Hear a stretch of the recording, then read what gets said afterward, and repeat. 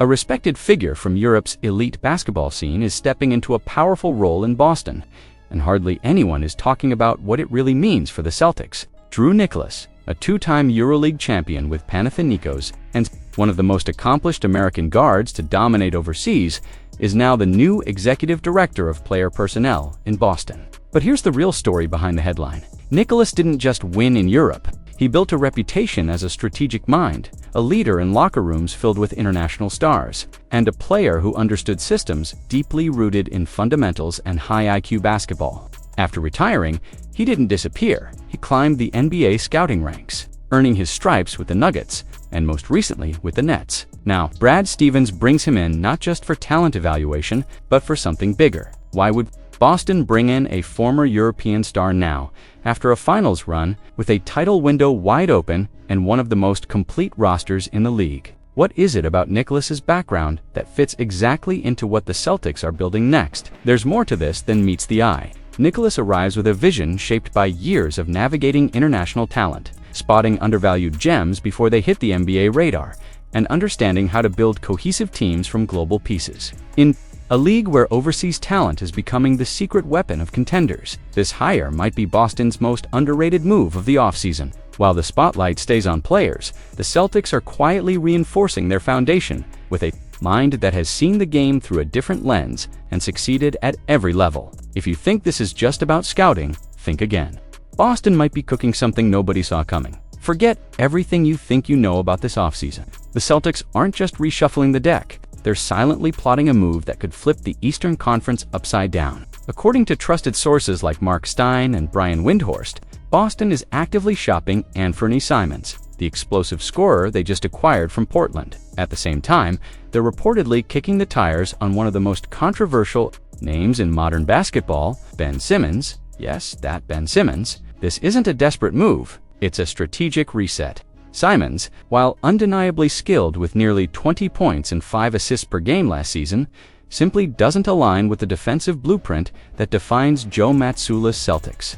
And while on paper that may sound like a red flag, the reality is much more nuanced. Boston didn't bring in Simons to be a long-term solution. They brought him in as a piece, a potential chip in a larger puzzle, an expiring contract with value and possibly leverage. Why does this matter? Because the Celtics are walking a fine line between staying competitive and managing their tax obligations with Tatum sidelined.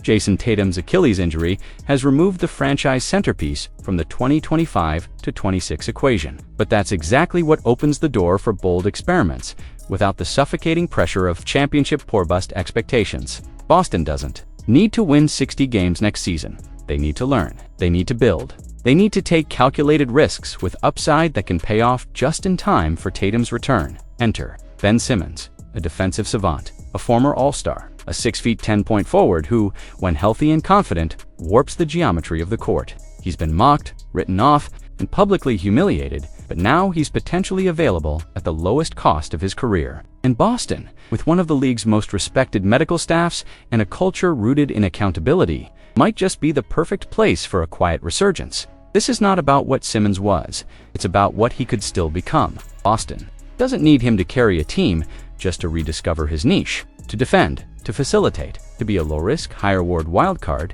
in a season where flexibility is power. In the shadows of a retooling year, that flexibility could turn into something far bigger than anyone expects. So while the headlines talk about a team losing stars, insiders know better. The Celtics aren't collapsing, they're recalibrating. And if they pull this off, 2025-26 won't be a lost season. It'll be the beginning of a much more dangerous version of Boston. Celtics' eye-shocking free agency gamble that could flip the East asterisk, the Boston Celtics are quietly circling one of the most controversial stars of the past decade. And if it happens, the league won't be ready. Sources around the NBA confirm that. Boston has expressed serious interest in signing Ben Simmons, the former no-one pick and 3-time All-Star, in what could become the most polarizing move of the offseason. And here's the twist. This isn't a desperate gamble. It's a calculated play that could tilt the balance of power in the East. While Phoenix, New York, and Sacramento are also in the mix, Boston's situation is different. The Celtics don't need Simmons to be a savior. They need him to be exactly what the modern game undervalues: a defensive disruptor with size, court vision, and playoff experience. Boston just moved on from J.R. Holiday, a defensive cornerstone, and brought in the shot-creating Anfernee Simons. That swing toward offense opens a lane, and Simmons, in the right context, could fill it perfectly. Forget the tired narratives. Forget the stats that don't tell the full story.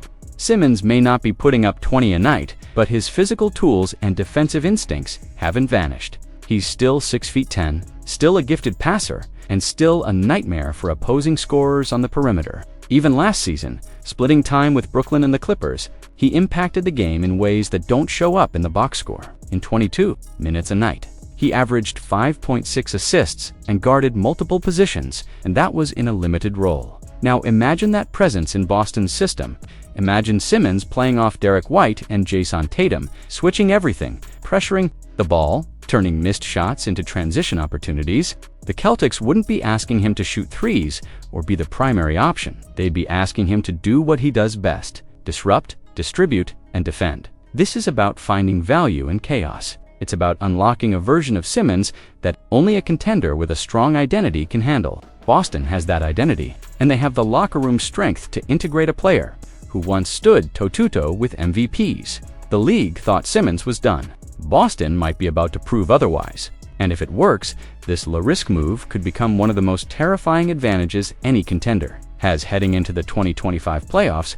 Something massive is brewing behind the scenes in Boston, and it's not just smoke. The Celtics are no longer passively listening to trade offers for their $100 million guard. They're actively dialing phones, orchestrating what could be a bold recalibration of their roster. This isn't just about cap space or fit, it's about control. Brad Stevens and his staff know exactly what they're chasing, and they're not waiting around for offers to fall into their lap. They're hunting. And just when fans started bracing for a long recovery timeline, Jason Tatum broke the internet with a post that no one saw coming. After suffering a devastating Achilles injury that would derail most stars for a year or more, Tatum's update showed something different, something terrifying for the rest of the league. His movement, his form, his message. He's not just ahead of schedule, he looks hungry, quietly obsessed, the kind of player who turns an injury into fuel. The kind of recovery that doesn't just bring you back, it launches you forward. But perhaps the biggest shock, a trade scenario gaining momentum that involves 5 players and ends with the Celtics landing an all-star caliber center who dominates the glass and owns the paint. This wouldn't just be a depth move, this would shift the Celtics' identity. With Al Horford's future hanging by a thread, Boston could be looking to the next era of frontcourt power. Someone younger, more physical, more relentless.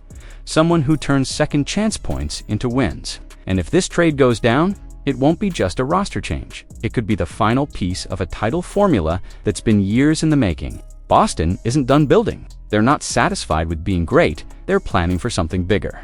The only question now is whether the league is ready.